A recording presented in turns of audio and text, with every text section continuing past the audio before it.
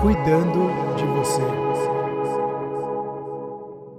Olá, eu sou a Paula Roche, especialista em inteligência emocional em comunicação não violenta, e esse é mais um episódio do Cuidando de Você, uma parceria da Alcor com o meu canal Mídia Amor, que conta histórias de empatia para te inspirar. E o nome do episódio de hoje é O que fazer com a sua ansiedade? Eu sei que a ansiedade é um sentimento difícil de lidar, muita gente considera como a grande vilã das emoções.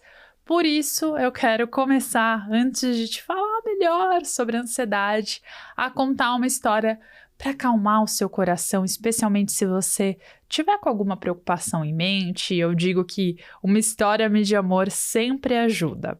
A história de hoje foi contada no Canadá. E o protagonista dela é um garotinho que na época tinha apenas 6 anos e resolveu fazer um drive-thru de piadas, olha só. Ele entendeu que nada poderia ser melhor que o bom humor para ajudar os vizinhos a superarem a ansiedade, então ele resolveu até oferecer essa dose de diversão gratuita, ele não cobrava nada. O nome dele eu vou precisar ler aqui, porque supera até a dificuldade do meu sobrenome, tá? Chama Callaghan McLaughlin. Talvez eu tenha falado certo.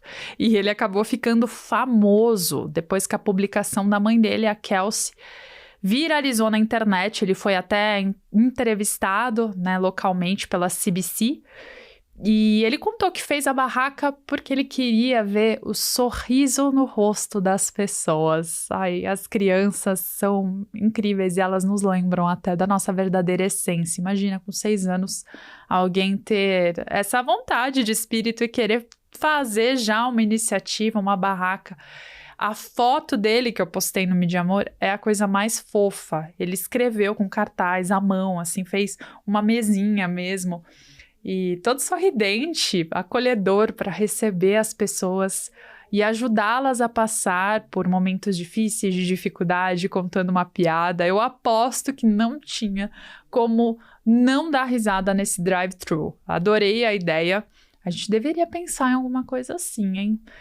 E o humor é uma grande ferramenta para ajudar a gente a lidar com a ansiedade. Então, antes de mais nada, eu quero começar a falar sobre esse sentimento que é tão complexo. Como eu disse, muita gente entende que a ansiedade é uma grande vilã.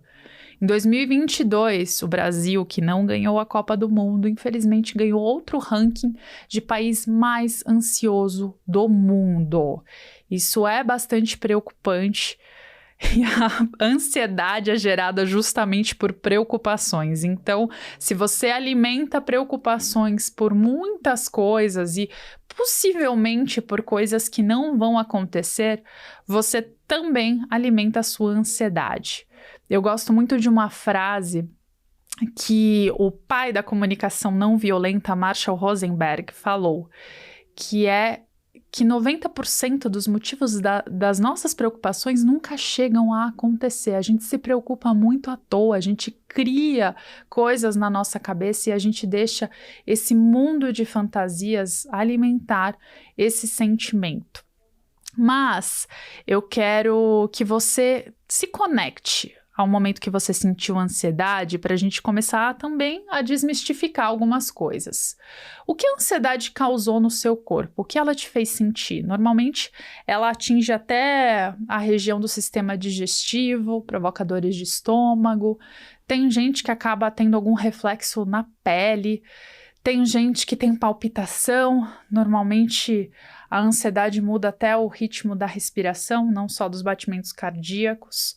E pessoas que chegam até crises de ansiedade, crises de pânico, ficam com falta de ar, porque o motivo da preocupação invade tanto a cabeça delas que elas entendem que aquilo vai acontecer e aquilo vai ser determinante na vida delas, que elas não têm controle nenhum sobre aquilo. Então, quando a demanda, as preocupações parecem maiores do que a capacidade da pessoa de resolver aquilo, aí acontece uma espécie de sequestro emocional. A ansiedade, ela consegue roubar a razão dos nossos pensamentos e ela ativa uma cadeia de hormônios que tem cortisol, tem adrenalina, e isso acaba estressando mesmo o nosso corpo com o intuito de nos preparar para a ação.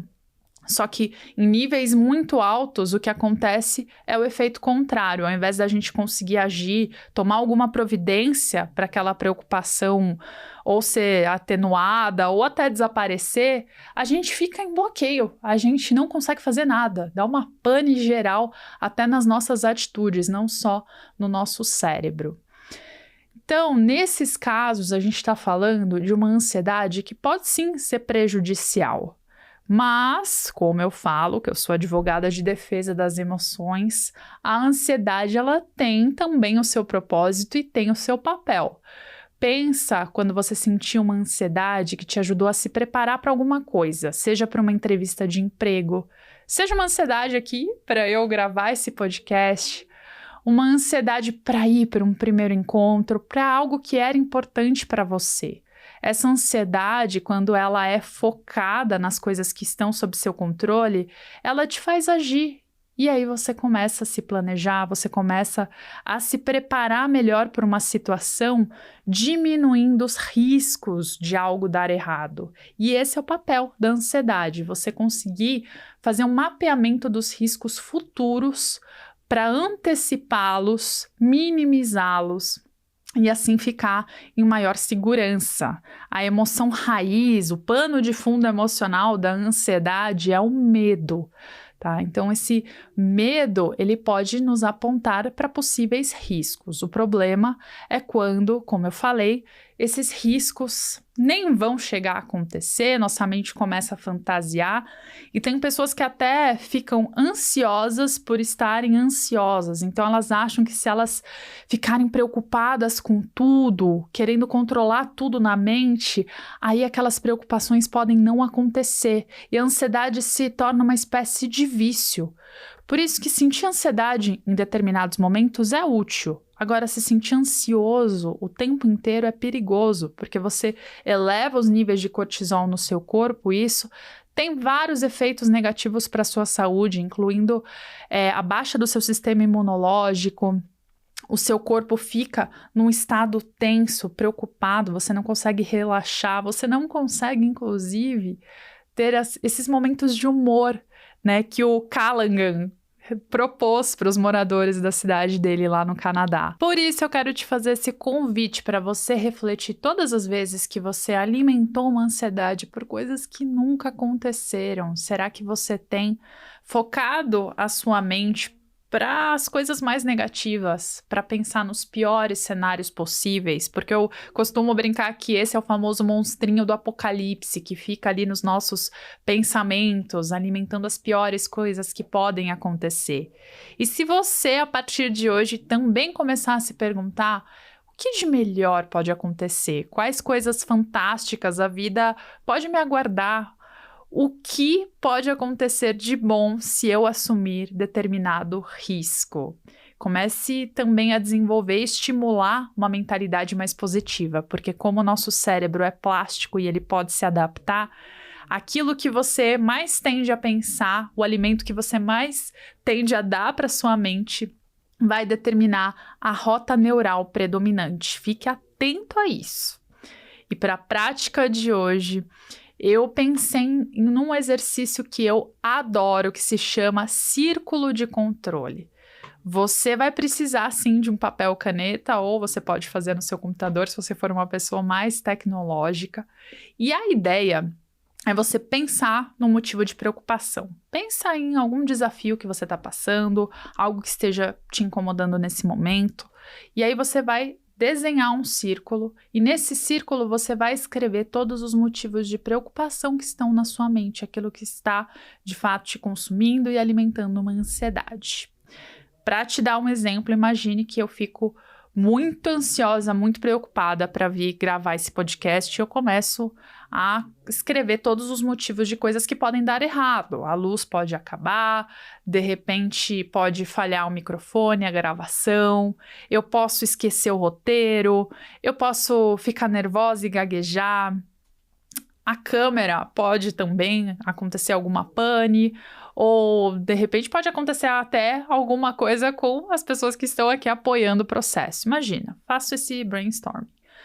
Bom, a etapa seguinte é você fazer um novo círculo de preferência dentro desse círculo maior, e começa só a colocar as palavras nesse círculo que são coisas que você tem controle para agir. Então, imagina, se eu ficar preocupada aqui com a luz, com a câmera, com a equipe, são coisas que fogem do meu controle.